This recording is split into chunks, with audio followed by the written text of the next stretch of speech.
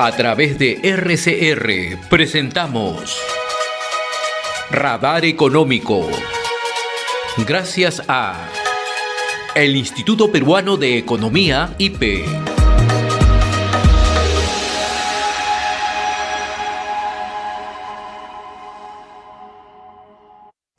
Ya tenemos la gratísima visita de María Alejandra Ormeño, jefe de Políticas Públicas del Instituto Peruano de Economía. Qué gusto saludarte, María Alejandra. Muchas gracias, buenos días. Han realizado un estudio bien interesante en realidad respecto a la situación de lluvias y emergencias en nuestro país, ¿no? Momentos bastante dramáticos, 15 regiones en situación de emergencia. Pero me gustaría en primer lugar que nos ubiques en el contexto, qué es lo que ha pasado en los últimos años, cómo estamos en el momento. Sí, claro. Bueno, hace poco, ¿no? Senami ya ha dicho de que vamos a tener niño, que esto puede durar hasta noviembre, ¿no? Y que esto podría tener una intensidad moderada. Pero eso no es una noticia nueva, porque ya desde hace varios meses las instituciones vienen alertando sobre las lluvias, ¿no? Sobre las lluvias intensas. Y esto definitivamente va a tener impactos económicos, pero lo más importante no son los impactos económicos, es la consecuencia de estos impactos económicos que impactan en el bienestar social de las personas, ¿no? Entonces, como tú mencionas, nosotros hemos hecho un estudio y hemos visto, ¿cuál es la situación? ¿Qué es lo que está pasando? Y hemos visto que hay un daño bastante marcado en infraestructura, que lo vemos en las noticias, ¿no? Lo que ya actualmente está pasando, pero además hay un riesgo, ¿no? Y nosotros hemos visto que según Senapred, por ejemplo, más de 35.000 instituciones educativas están en riesgo por inundaciones.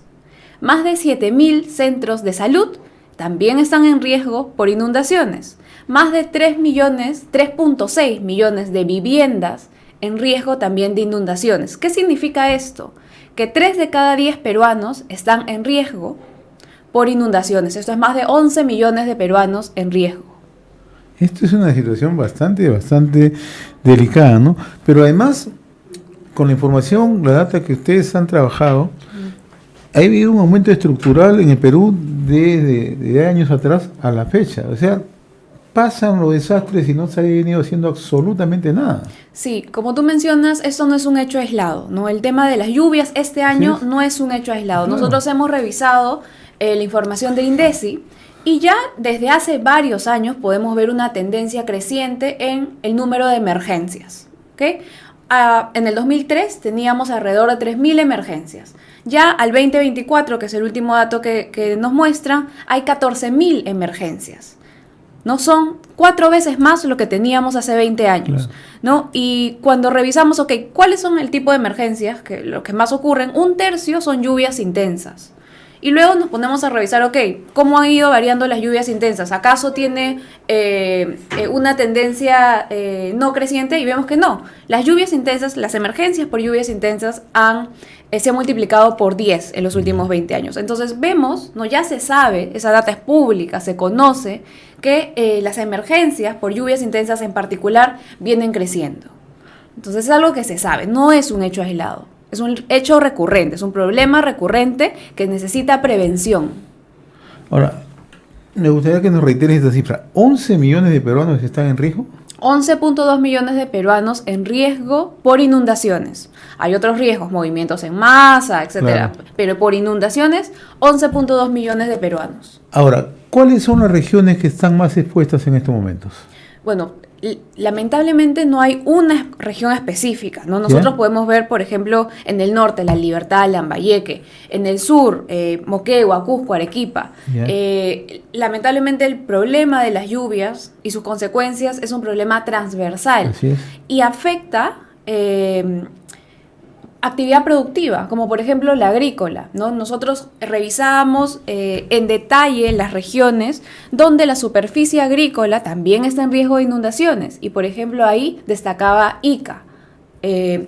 Ica tiene 80% de su superficie agrícola en riesgo de inundación. Tenemos Lambayeque con 70% de su superficie agrícola también en riesgo de inundación y otras regiones como Tumbes, Tacna, Arequipa, donde más del 40% está en riesgo. ¿Y esto qué puede significar, María Alejandra? ¿Que pone en riesgo pequeña agricultura y agroexportación? Exacto, los dos.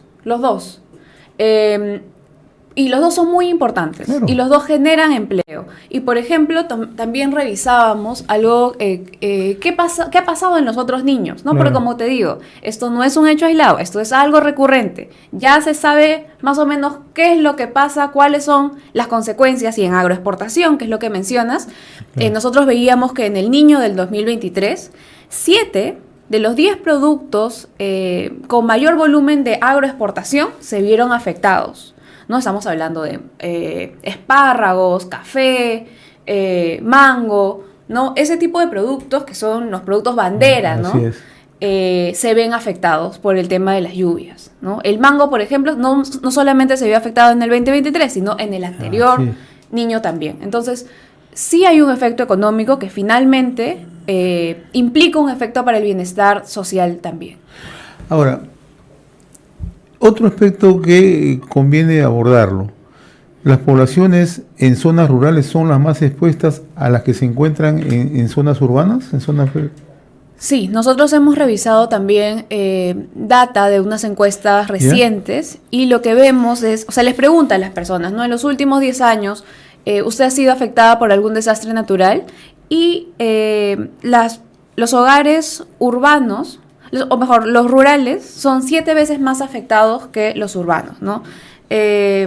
Y es muy importante ver cómo es que ellos reaccionan, cómo reaccionan a los desastres naturales, ¿no? Uno esperaría, ok, el gobierno ayuda, el gobierno tiene políticas de gestión del desastre, pero cuando se les pregunta a las personas, a los hogares, cómo es que hacen frente a estas problemáticas, la mayoría de personas te dice, reducí consumo, Sí. pedí ayuda a un familiar, busque otro empleo, ¿no? Esas son las respuestas. Solo 4%, o sea, muy poco, te responde recibí ayuda del gobierno. Y eso te da luces, ¿no? Esa respuesta te da luces de que no hay un esquema fuerte, consolidado, de gestión del desastre. Y bueno, si no hay un sistema cuando ya pasa el desastre, cuando la prevención también es bastante limitada. Y un caso bien dramático, María Alejandra, que usted lo conoce muy de cerca, es el caso de Cajamarca. Cajamarca Sí. tiene el más alto índice en pobreza y pobreza extrema.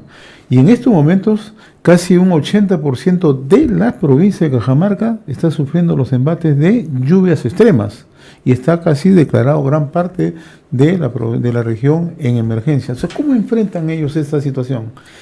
Esa es una pregunta muy importante y justo cuando nosotros vemos cuánto presupuesto tienen las regiones, Cajamarca es la que le hicimos un foco. ¿Ya? Y vimos que en Cajamarca para prevención de lluvias solamente se tiene 80 céntimos por persona de presupuesto para gestión de lluvias de inundaciones, solo 80 céntimos.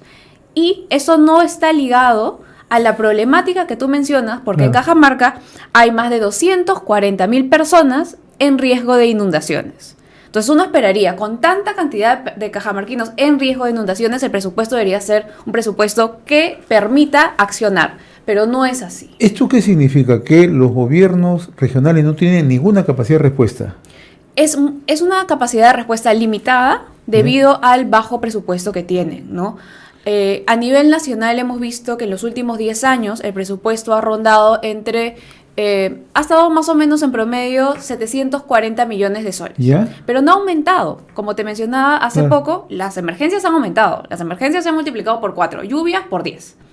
Entonces uno esperaría, ok, el presupuesto también debería aumentar según esa problemática, pero se ha mantenido alrededor de 740 millones y este año ha caído. Este año es alrededor de 714 millones. Y paradójico, porque sabiendo que se venía una emergencia, lo advertía Senami, lo advertía el organismo que monitorea el fenómeno del niño, ha disminuido el presupuesto De para este la año, emergencia. sí. Y Increíble. claro, el presupuesto es un primer punto, pero un segundo punto importante de analizar es la ejecución, ¿no?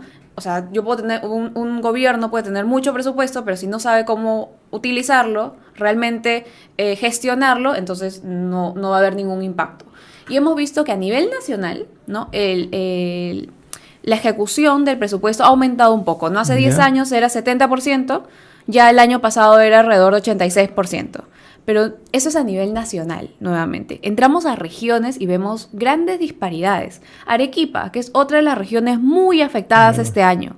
El año pasado solo ejecutó 63% de su presupuesto para gestión de desastres naturales.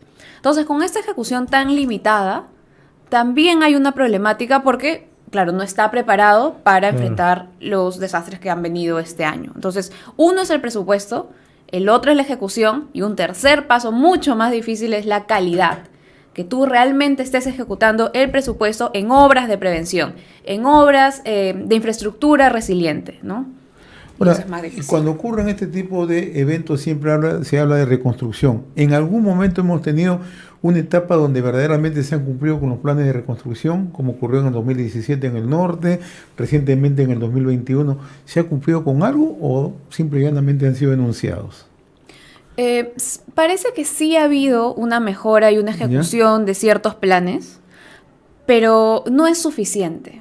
No es suficiente porque nosotros hemos revisado, por ejemplo, los planes de prevención. ¿Ya? Y hemos visto que solamente 30% de todas las entidades públicas cuentan con un plan de prevención, ¿no? Y esto es muy importante porque este plan de prevención te actualiza los catastros, te delimita las zonas en riesgo para que ex ante no se construyan viviendas donde no se puede, no haya negocios donde no se puede, ¿no?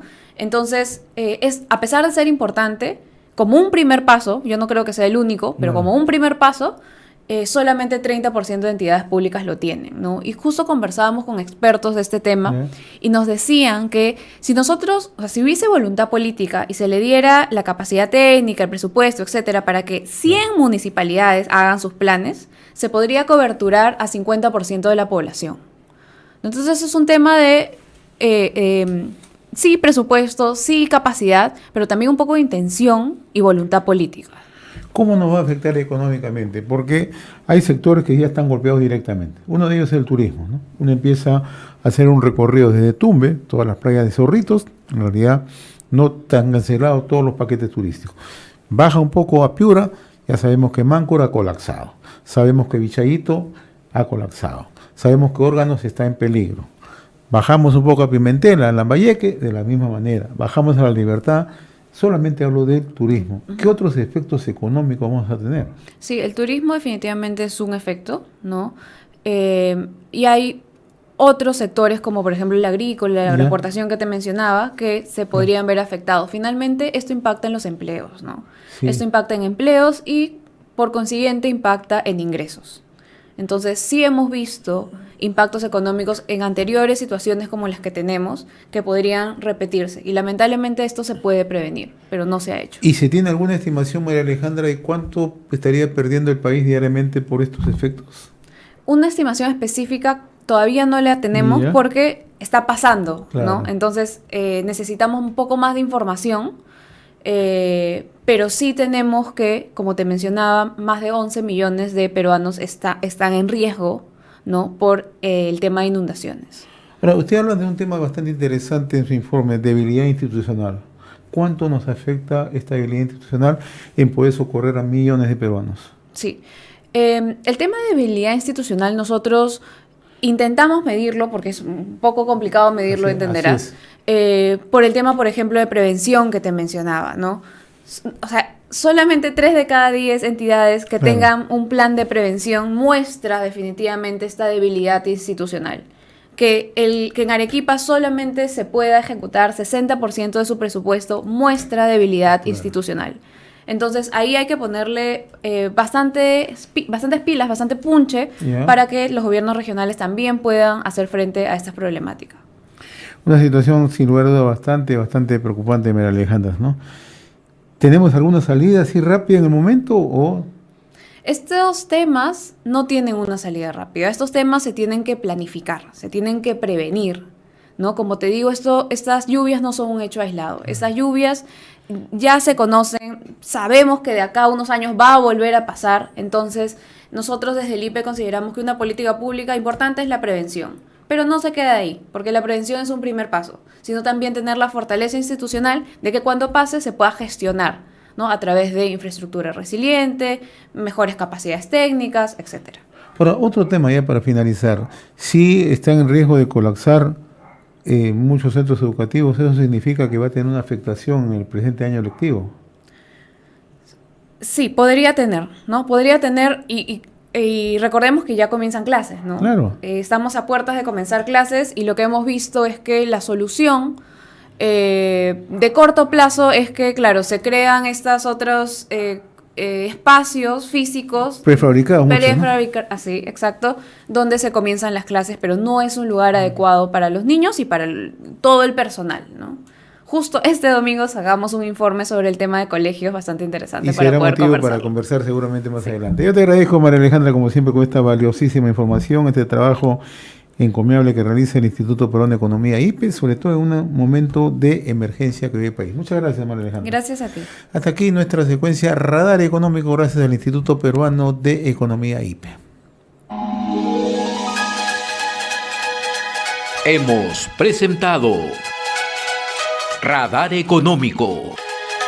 Gracias a el Instituto Peruano de Economía, IPE.